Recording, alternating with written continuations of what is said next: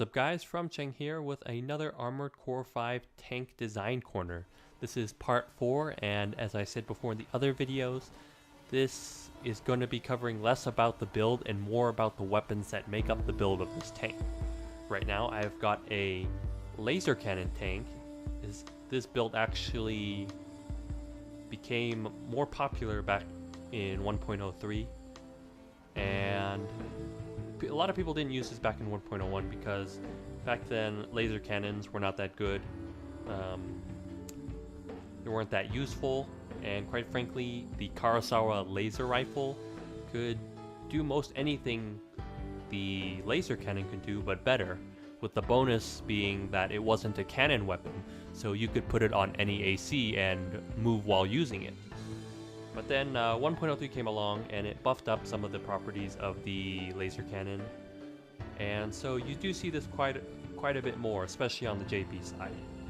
There's actually a few changes from some of the other builds, so I'll cover that real fast and I'll go straight to the weapons. Alright, so the first change you see is the Beowulf head. The main reason they use this is for the camera performance. Basically what this does is it increases the range of your FCS, and the Beowulf by far has the highest camera performance, I believe, or the second highest. No, it has the highest. It has the highest at 933, so with this particular FCS it's going to add quite a bit of range. I'll show that in a little bit. Core is the same, the arms the same, legs the same, and here we have the FCS instead being the pre-dyer, a long range one. So as you can see here, the pre-dyer has a very small lock-on size, 10, but it has a very long lock-on range at 350, and it's got pretty good lock computation at 150.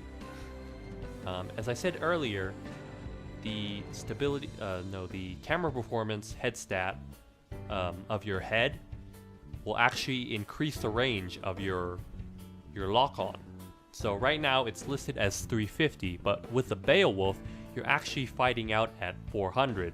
So that puts you, that gets you out of barely, mid-range and goes out to long range.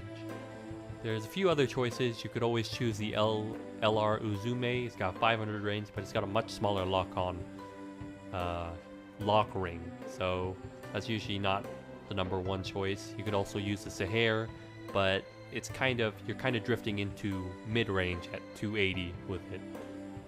So the pre-tire is usually the first choice in terms of when using a laser cannon tank. Generator is sewn again. I already mentioned this in other episodes. Recon unit EA because the KT-103 core does not have a lot of recons. It only has 25. And now we can move on to the laser cannons. So these are super versions of the laser rifles, and basically they serve as long-range support weapons. The reason is that laser cannons have to charge much like laser rifles, so they have to maintain a bit of distance so they can actually have that time to charge up their weapons and get the full damage. You can see the attack power here for the Laughlin is at 7198, but if you don't charge it before firing, you only actually get a third of that power. So let's say you click the trigger instead of holding it down and charging your cannon or your laser cannon, you'd only get about 2000 damage. We have four choices of laser cannons here. We have the Karuba, the ULC-40H, the Locusta, and the Laughlin. The Laughlin and the Karuba are the two most used. The Laughlin because it has generally better stats over the 40H. It's got better muzzle velocity. It's got better attack power. It does have quite a bit less impact force, but most of the time when you're using laser cannons, you're not really going for that quite as much, so it's not as important. Unless that's what you want, it's ultimately a matter of choice.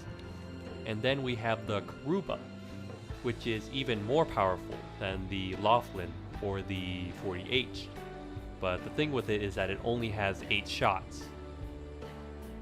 and it drains a lot more. As you can see here, it's 8,000 more than the Laughlin. But some of the good points about the laser cannons, as I mentioned before, it has a high attack power, it's got very good impact force and great muzzle velocity, but also the optimal range and the decay range. Basically, optimal range is the range at which the projectile is going to maintain its power. As you can see here, it's at 515. So within a 515 range, this laser cannon is going to retain that attack power. And then there's also the decay rate, which determines how much power it loses while when it travels a distance. And let's see here, decay rate, value indicate the power of a fired round by the time it reaches the decay. The higher power, the greater the attack range. So basically, it's at 70, it's losing very little attack power, and at 515 range, it's going to be losing it very slowly. And then let's see, decay range. Decay range is when the projectile disappears, because that's the thing with laser weapons, slightly different from pulse weapons, that after a certain point they just disappear. They don't explode. They just, vanish.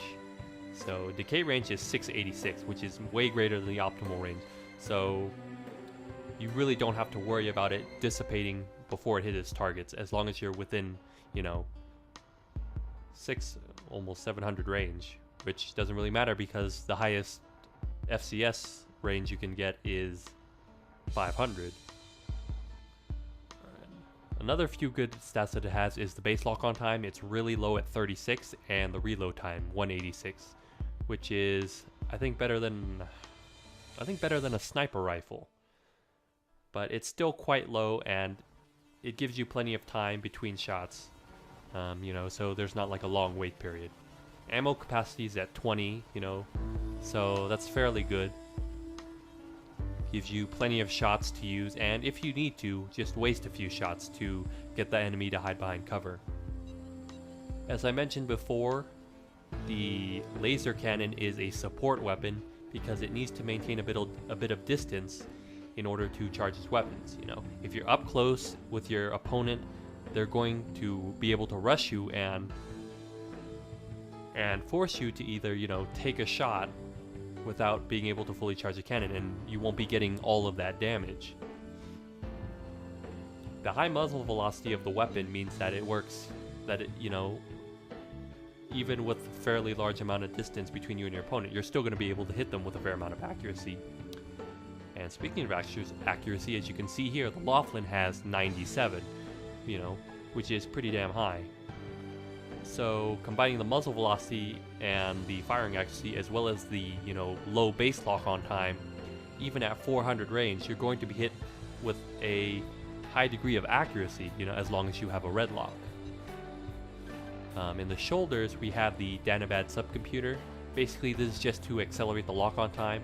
I know it's pretty low at 35, but you do want to get lock as soon as possible, because you have a small lockbox and there's going to be range between you. If you don't need that, if you don't need the extra time, you can always equip a energy amp, which is going to greatly increase the power. Let's see, the Laughlin I have right here is about 7,000. So assuming dual energy amps, it's approximately 12 to 15,000 attack power. That's way higher. 7,000 is already way higher than any TE defense you can get. 12,000 is basically like, you hit someone 2 or 3 times with that, you're gonna kill them. So to kind of sum it up for you, the laser cannon tank is basically a great long-range sniper platform. It's good for providing support for your team and forcing your enemies to keep their heads down while you fire giant blue laser beams of death. And this wraps it up for this Armored Core 5 Design Corner. If you like this video, please subscribe to the channel, and again, if there's any builds you'd like to see me use, please let me know in the comments. This is From Chang, signing out.